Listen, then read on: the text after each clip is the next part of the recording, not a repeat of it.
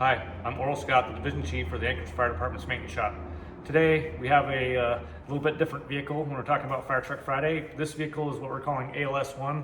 This is the vehicle that the highest level caregiver that's in the Anchorage Fire Department will occupy. He takes this vehicle and runs around to all the other calls that the ambulances are going to, and when they need a higher level assistance, this individual will be the one who provides that. There's a lot of things that are put into this car that are not just thrown in there, and so the shop gets involved with trying to mount and secure those things.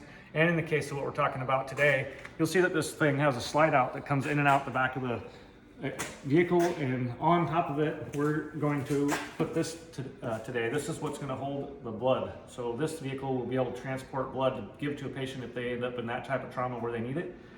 This is a trial program for us, and so we're in the process at the shop trying to put a power wire into this so it can run from the vehicle and still refrigerate and keep the blood usable, so it's not just expired instantly. It's a little bit of a process to get that done because we have to make sure it can secure so that if you hit the brakes it doesn't fly around. We also need to make sure that it has enough power so that it can run when it's running just off of the vehicle. So I'll show you on the other side where the power is at. So you see this nice track right here. There's a cable inside it right now that runs power for some of the other things that are on here. We're going to add another wire in there to add power to the refrigerator for the blood so that it's nice in this contained track and the thing can move in and out. We'll see what it looks like when it's in the closed position here. So now with it closed, you can see that you can access some of the things inside here. There's room underneath.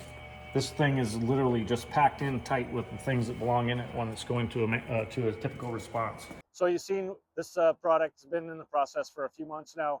We finally got everything, all the little pieces together, and this week we revealed Elliot Taylor's blood program that we're now hosting at Anchorage Fire Department. We're asking that you please go make donations as often as possible to help make sure that we have continuous supply, to make sure that we can not end up in a situation like Elliot was, where he had an off-duty accident that put him in a trauma that he potentially could have been saved if he had had this resource.